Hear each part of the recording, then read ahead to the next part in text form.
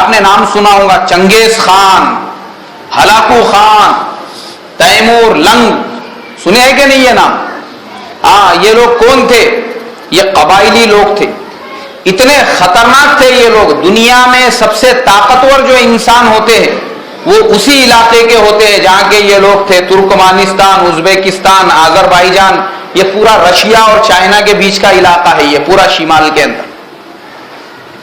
آپ اگر وہاں کے لوگوں کو دیکھیں گے، حج کے لیے بھی وہاں کے جو لوگ آتے ہیں ان کے پیچھے لکھا ہوا ہوتا ہے آذربائیجان، ترکمانستان، ازبیکستان۔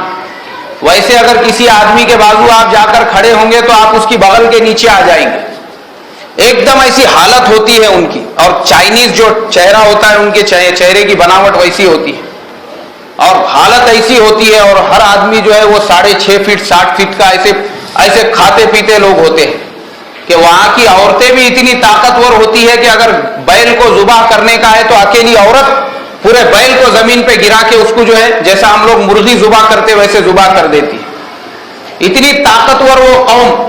تو وہ جو قوم تھی، چنگیز خان جو تھے، انہوں نے ارادہ کیے کہ پوری دنیا کو فتح کرنے کا، اور نکل گئے وہ، کیونکہ وہ لوگ بادشاہ وغیرہ تو تھے نہیں، قبائلی لوگ تھے، سب قبیلے تھے ان کے۔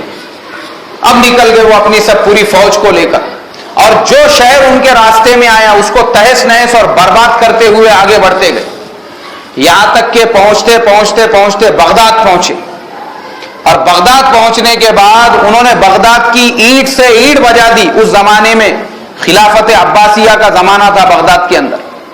بغداد میں جب وہ پہنچے میرے محترم بزرگوں، تاریخ میں یہ باتیں لکھی ہوئی ہے، علامہ عبد الرحمن ابن جوزی رحمۃ اللہ علیہ نے لکھا ہے، کیونکہ وہ خود بغداد میں ہی رہتے تھے۔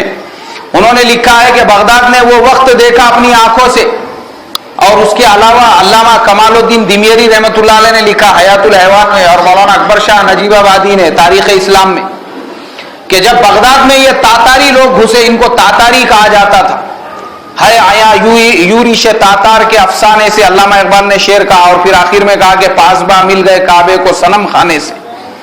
تو یہ جب تاتاری بغداد میں داخل ہوئے، انہوں نے قتل عام مچا دیا، ہر آدمی کو گاجر مولی کی طرح سے قتل کرنے لگے، یہاں تک کہ بادشاہ کے دربار میں گئے، اور بادشاہ کرسی پہ بیٹھا ہوا تھا، تخت پر 2 تاتاریوں نے اس کو پکڑا، تخت سے نیچے کھینچ کر لائے، اس کے ٹکڑے کیے، ایک تھیلے میں بھر کے اس کو لے جا کے دریائے دجلہ میں پھینک دی۔ تو بادشاہ کی حفاظت کرنے والا کوئی نہیں تھا۔ اس کے بعد ان لوگوں کو دریائے دجلہ پار کرنے کا تھا، اس کا پل بنانے کے لیے سمجھ میں نہیں آیا، تو بغداد وہ زمانے میں علم کا مرکز تھا، بڑے بڑے اس زمانے کے جو اللہ والے تھے، حضرت عبد القادر جیلانی رحمۃ اللہ علیہ، امام غزالی رحمۃ اللہ علیہ، علامہ عبد الرحمن ابن جوزی رحمۃ اللہ علیہ، ایسے بڑے بڑے اللہ والوں کی درس گاہیں بغداد میں چلتی تھی، لاکھوں کتابیں لکھی ہوئی تھی وہاں پہ، اور بڑے بڑے کتب خانے تھے۔ وہ تاتاریوں کو جب کچھ نہیں ملا، انہوں نے وہ سارے کتب خانوں کی کتابیں نکال کے دریائے دجلہ میں ڈال دی، اور اس کے اوپر انہوں نے گھوڑوں کے چلنے کا پل بنا دیا۔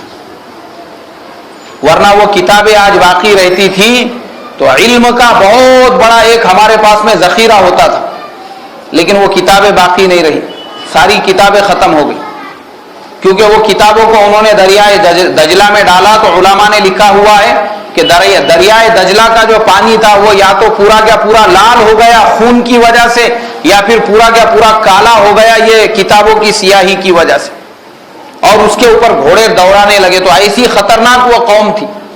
اب وہ قوم آگے بڑھتی رہی دنیا کو فتح کرتے ہوئے، تو ایک اللہ والے بیچارے راستے سے جا رہے تھے۔ اب وہ زمانے کا جو بادشاہ تھا ہلاکو خان، جنہوں نے یہ حملہ کیا تھا دنیا کے اوپر، وہ بھی جا رہا تھا سواری پہ، اس کی پوری فوج بھی تھی، اور اس کے ساتھ میں اس کا کتا بھی تھا۔ قریب پہنچنے کے بعد ہلاکو خان نے کہا، بولے بڑے میاں کیا حال ہے، سب ٹھیک ہے؟ اب وہ اللہ والے جو تھے ان کو معلوم تھا یہ تاتاریوں کا ظلم و ستم، انہوں نے دیکھ لیا تھا کہ انہوں نے بغداد کی اینٹ سے اینٹ بجا دی ہے، اور پھر اس نے ان کا مذاق اڑانے کے لیے، اب ساتھ میں فوج تھی، وزیر تھے، سارے لوگ تھے، ان کے سامنے ذرا حضرت کا مذاق اڑائیں گے تو سب لوگ ہنسیں گے۔ اس نے کہا کہ بڑے میاں تم بہتر ہو یا میرا کتا تمہارے سے زیادہ بہتر ہے؟ اب سب لوگ ہنسنے لگے یہ بات سن کر، وہ تو اللہ والے تھے۔ وہ کہنے لگے کہ دیکھ، اگر میرا خاتمہ ایمان پر ہوتا ہے تو میں تیرے کتے سے زیادہ بہتر ہوں، اور بغیر ایمان کے اگر میں دنیا سے جاتا ہوں تو یہ کتا میرے سے زیادہ بہتر ہے، اس لیے کہ قیامت میں اس کا حساب نہیں ہوگا، میرا حساب ہوگا۔ اب اس کو جھٹکا لگا، وہ کہنے لگا کہ یہ ایمان کیا ہے جو ایمان کی تم کو اتنی فکر ہے کہ جس کے بغیر جانے کو تم گوارا نہیں کر رہے ہو، وہ ایمان کیا ہے؟ ان اللہ والوں نے اس کو ایمان سمجھانا چاہا کہ ایمان اسے کہتے ہیں، قرآن اسے کہتے ہیں، حدیث اسے کہتے ہیں، اور اللہ اور اس کے رسول اسے کہتے ہیں۔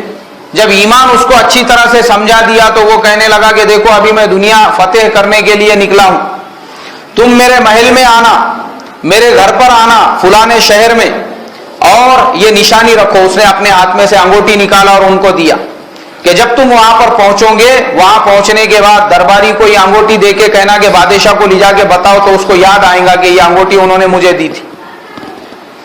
اس کے بعد وہ لوگ آگے بڑھ گئے۔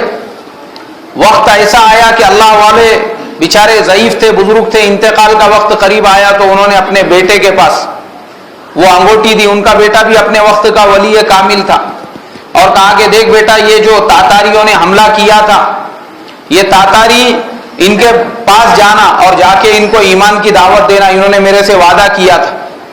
اب بیٹا جب وہاں پہ پہنچا تو یہ جو بادشاہ تھا اس کا بھی انتقال ہو چکا تھا، اور اس کا بیٹا جو ہے قبیلے کے لوگوں نے اس کو اپنا سردار، اپنا بادشاہ بنا لیا تھا۔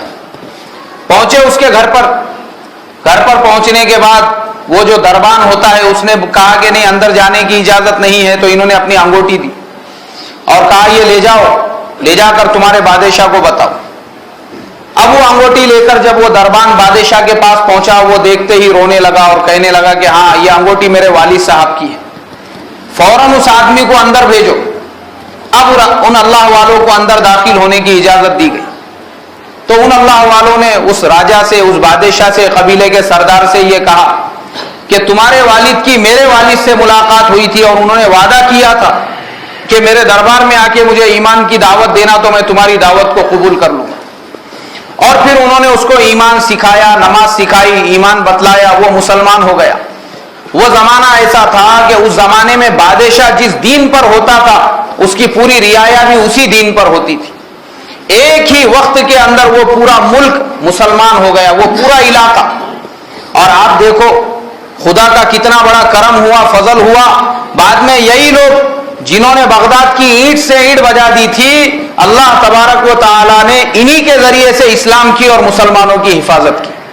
بعد میں یہی وہ قوم ہے تاتاری قوم، جس کے اندر مغل سلطنت کی جس نے بنیاد رکھا، ظہیر الدین بابر، وہ بھی تاتاری تھا، اس نے ہندوستان میں آ کے مغل سلطنت کی بنیاد رکھی۔ ان کے باپ دادا جب مسلمان ہوئے انہوں نے پیچھے پلٹ کر نہیں دیکھا، تو ان کی برکت سے پورا علاقہ، پورے ملک سب مسلمان ہو گئے۔ اور جو ہاتھ بیت اللہ کی مخالفت میں اور مسلمانوں کی مخالفت میں اور مسلمانوں کو برباد کرنے کے لیے اٹھ رہے تھے، اللہ تبارک و تعالیٰ نے بعد میں انہی ہاتھوں سے اسلام کی کیا فرمائی؟